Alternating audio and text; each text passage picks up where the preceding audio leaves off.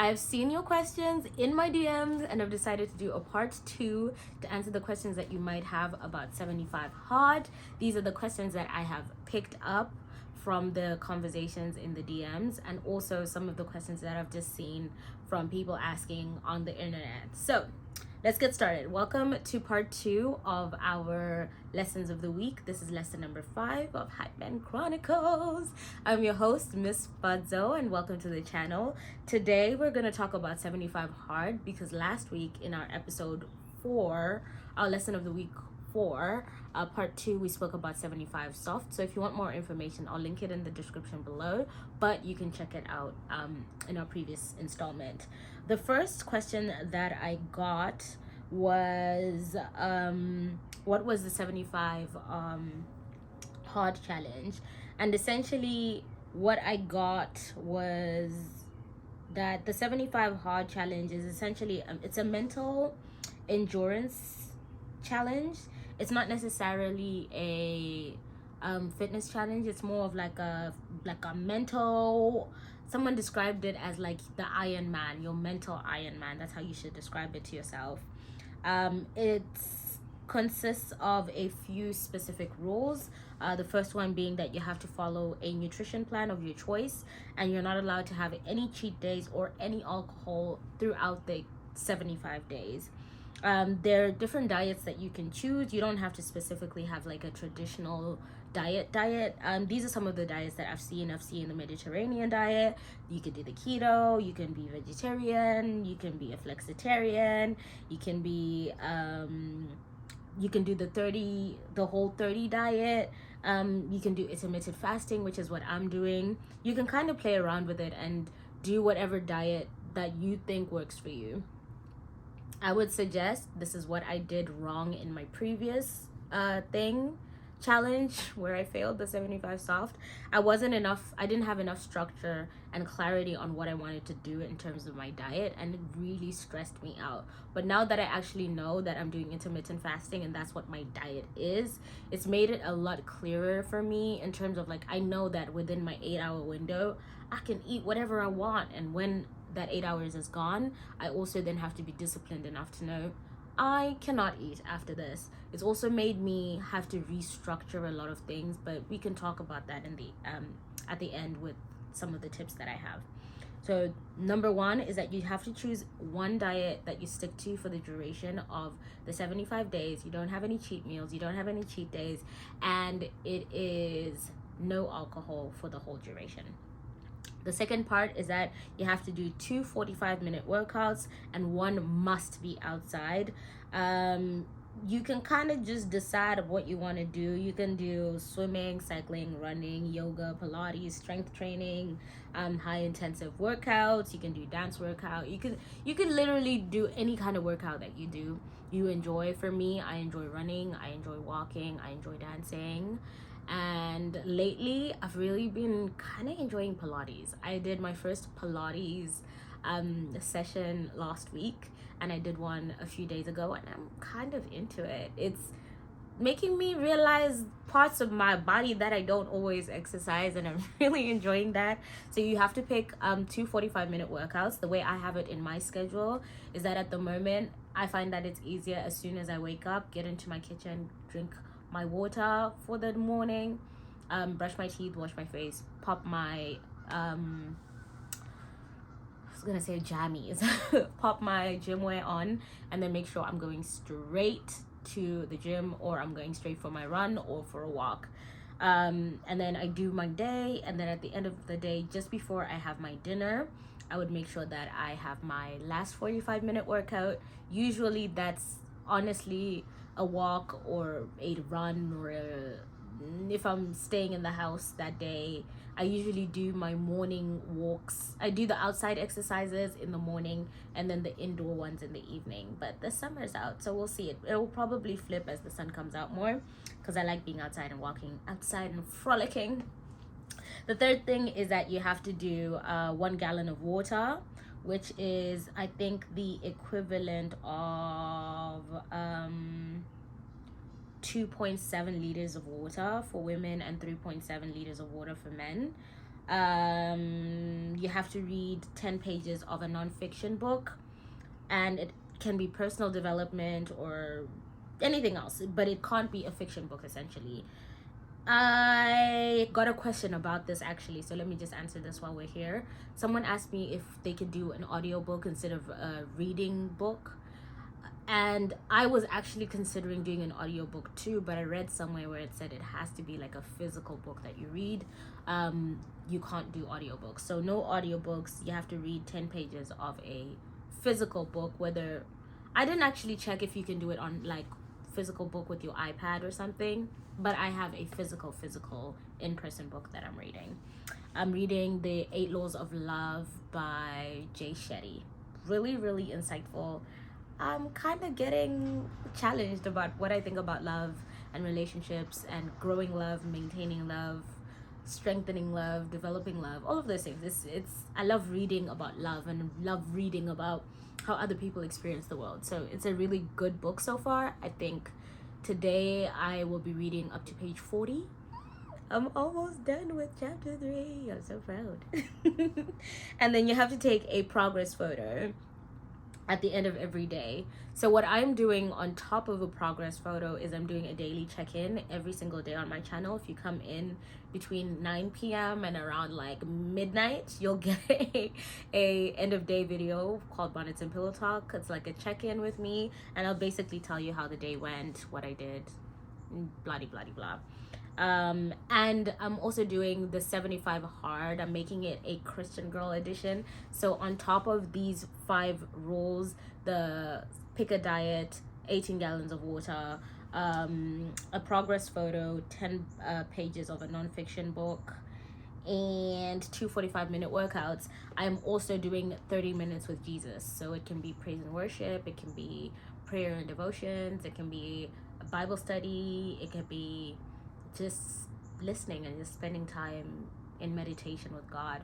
So I've really also enjoyed that. It's been something I've been wanting to implement in my routine, so I'm glad I did that too. So that is what 75 hard is. That was one of the main questions that I got. The next question I got was, what diet should I choose? And I honestly don't think I can give advice on that, but what I would say is like, pick something that's sustainable for you, and be clear on what your goals are as well. For me, I'm just trying to get a routine in place. I want to make sure that what I'm eating is good for me and I can eat when I want to and eat good quantities of what I want to. I don't want to restrict calories or restrict portion sizes in any capacity. And that's not to say that anybody who's doing that, there's anything wrong with that. I just know that that's not a goal for me, and I was very clear that that wasn't a goal even through 75 soft. But I will say that with 75 soft, my rules were so lax that it actually ended up backfiring. So when they say pick a diet, genuinely I think if you can, obviously like do a little bit of research, find out what kind of diets they are, and then pick what works for you. But actually pick something. Trust me, it'll make your life so much easier. Even in terms of just decision fatigue, it's just one less thing to think about every day. If you know what you're eating, if you know what time you're eating it, it just makes your life easier. The second question I got, actually I asked this to myself first and then I got it in the DMs as well. I hate water. And someone else asked me, they said, can I have water or flavoring in my water? Can I have coffee as a substitute to water, and can I have flavoring in my water? And to both of those, yes, no. Let me answer one at a time. So you can have coffee, but it won't be counted as part of your water intake. If you're counting calories in your diet, maybe you'll count it in your calories for the day, but it's considered just as like a beverage kind of thing. You cannot have flavoring in your water. It has to be straight water. So that 18 ounces of water you're drinking needs to be real water. It can't be flavored water with a pinch of sweetener. No, it has to be straight water. If you go back to day 1 of 75 soft, that was the biggest thing for me. I had such a hard time with water, and now I enjoy it. Look at God. Praise the Lord. The next thing I got asked was, do you have any tips for preparing for 75 hard? And I think the biggest thing that I would say is make sure that you are factoring in what your lifestyle actually looks like and have a why for everything that you're doing. So I had to sit down and really revise, like, why do I really want to do the 75 soft challenge and 75 hard challenge, and sit down and be like, how does this align with my New Year's goals? How does this align with my future goals? Well, how does this align with my plans for the future? How does this align with my plans for the month, or the next 2 or 3 months, since I'll be doing this challenge for this long? How will that factor in with social engagements that I have and all of that stuff? And I think it's just being very aware of the places that you might have shortcomings in, and planning ahead for those things. So I know ahead that I don't like making a lot of decisions in the mornings. So if I automate things, it makes my life easier. So for example, I pick my outfit of the day the night before. I have to pick it the night before, so that I can just pick it up and wear it in the morning. I don't have to think about that, and I have to make a decision early in the morning. My gym clothes are there, they're clean, they're folded, they're ready to go. Another thing that I've made sure I do is with food. I've been meal prepping a lot more because I don't want to have to think about food when I'm thinking about I also have to film and I have to do this and I have to do this. So I'm learning that I just need to put structures and systems in place, again, in order so that I don't get burnt out. But it also just helps me in terms of maintaining this routine, because in an ideal world, I won't be doing 2 45-minute workouts every day, but I do want to keep the habits that I'm learning from 75 hard, like making sure that I'm eating during specific time windows and making sure my diet is balanced in those windows. I want to make sure that I'm exercising on a regular basis every day if it's possible. I want to make sure that I'm feeding my brain by reading books. I want to make sure that I'm feeding my spirit by spending time with God. And those are all things that I think I can gain in this challenge, beyond getting a body snatched and saying that I achieved this goal. I think I now have a deeper understanding of how this challenge actually fits in with the life that I'm building and trying to achieve. So what's another tip? Oh, honestly, I would also just say, if you can, do like a week of a detox. Do 75 soft for a week. And then if you're like me, who needs to like be ushered in, because I couldn't have just moved from not working out at all to working out twice a day. I think that would have just been so bad for me. I couldn't have moved from like not drinking any water at all to having like all this water at the same time. There were too many things that changed. I think I needed to have that step of doing 75 soft. So I think don't be afraid. If you want to follow the way I did it, do 75 soft, call it an induction if you will. Of the first 7 days, or even first 3 days, do it for the first 3 days, and then actually sit down and start the challenge properly when you're ready. But I would say, if you feel it in your heart, honestly, just start. Sometimes we think we can prepare and all of these things, but they're just some things you will never be prepared for, and you just have to fail forward and learn forward and go forward and try. So I think my biggest advice would be, honestly, just make sure that you are thinking ahead. If you can think the night before, pack things the night before, plan ahead the night before, so that it doesn't feel like a chore. It just feels like something that's part of your routine, and it doesn't burn you out into a crisp, because 75 days is a long time. The other question that I got is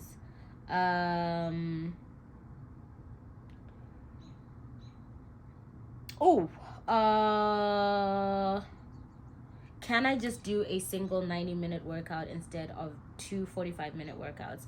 And from all of the research that I got, everybody said that no, you have to break it down into 2 and essentially give yourself enough rest time for each of them to count as 2 separate things. So the advice that I've been seeing across the board is that you should wait at least, recovery time should be at least 2 to 3 hours between each of the workouts. For me, I'm having it as 1 workout in the morning and 1 workout in the evening. It works out better for me that way, but you can do what works best for you. And then I think the last thing was, is 75 hard a fitness or weight loss program? And honestly, for me, I don't know for other people, I've seen a lot of it being popularized by people showing like before and after photos. And I think because of the element of progress photos, we kind of go into it thinking, a lot of people go into it thinking this is a weight loss challenge. But for me, I'm doing it because I realize that I can't rely on motivation alone. I really just need to learn to be disciplined. But for me to learn to be disciplined, I need to have systems in place and practices in place that I do on a daily basis consistently that allow me to do that. One of the things for this year was that I wanted to create content every single day. This is something I don't necessarily want to do as a job, but something that I want to do as a hobby. I really enjoy making content. I'm a creative person in general, and I wanted to make sure that it was something that I was making part of my daily routine. Is it difficult? Yes. Does it need motivation? Yes. But beyond motivation, now I'm doing this because I have to build this discipline to do it when I don't want to. So for me, I think I do agree with a lot of the research that I was seeing that no, it is not a fitness or a weight loss program. It is a mental toughness program that will help you to build your mental discipline, that you need to be successful in different areas of your life. I've seen a lot of testimonials from people talking about how the challenge changed their discipline when it comes to food and, binge eating and snacking at nighttime when they don't want to do that anymore, or just like taking control of their wellness and health. And beyond like exercising every day, they're realizing they can like go and get help from a mental health person, or have more engaging day-to-day conversations with people about their health and their wellness. They're talking about like how, for me, I'll give you an example. I've gotten a lot of mental clarity just from walking every day. I didn't realize just how much being at home cooped up in my house was really mentally blocking me. And going outside every single day, even when like today it was raining, I got a chance to just be outside and enjoy being outside and breathe fresh air and talk to people that I wouldn't have spoken to because I'm in the house. I met this amazing lady who I'm going to interview in a few days for my other channel, who's a PhD student. Actually, she just finished her second PhD, and she talks about intersectionality with women and different intersections. Women and indigenous people is her current PhD, and I'm really excited to talk to her about that. But again, these are conversations that have happened because I'm taking the time to put myself out there and go outside, and it's because of this challenge that I'm doing that. So for me, this is not a weight loss program. I honestly do not want to lose a lot of weight. I just came from having a ginormous weight loss situation. I had, before this, I used to weigh 118 kgs. At my largest, I was 118 kgs, and now I am kind of bouncing between 65 and 72, which is where I want to be. That's where I feel most beautiful. That's where I feel most comfortable. I feel like because I'm heavy up here, it kind of balances out my proportions. So in an ideal world, I just want this challenge to be something that kind of reinforces habits that I want for this woman I'm becoming for my 30s. The woman I've been becoming for right now, the woman I am right now, deserves to feel like an absolute queen, deserves to have a clear mind, deserves to go outside and try new things, and she deserves to just live life and live it in full health. I'm really concentrating on holistic health, and I feel like this challenge allows me to really focus on holistic health. I get to talk about my nutrition, I get to talk about my fitness, I get to talk about my relationship with God. I get to do more reading and challenge myself in terms of like my self-development and career development. There's just so much that is encompassed in this challenge that I think we could learn, and I'm really excited to see what happens and how I transform by the end of 75 days. If I'm honest with you, it is so hard. It is hard every day. Today was hard, but after going outside and finishing off my workout, I felt so good. I felt like a badass because I knew I had done something that I really didn't want to do. And I think if anything, this challenge is just boosting my confidence because I get to make promises to myself that I don't break. And it feels really good to just be able to trust in my own word and trust in my own abilities and trust that even when I fail, I have the capacity to pivot and try again. So yeah, I did fail the 75 soft challenge, and I'm hoping that I can be very successful. No, I will be very successful at the 75 hard challenge. But even if I'm not, I know there will be lessons that I will learn, and I know that there are systems that I've already put in place now that have made my world so much better than it was before I started this challenge. So let me know what you're learning about from 75 hard or 75 soft.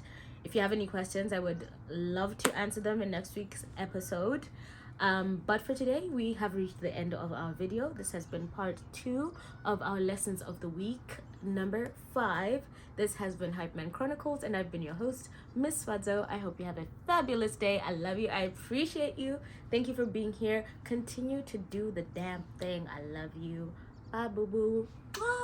See you next week.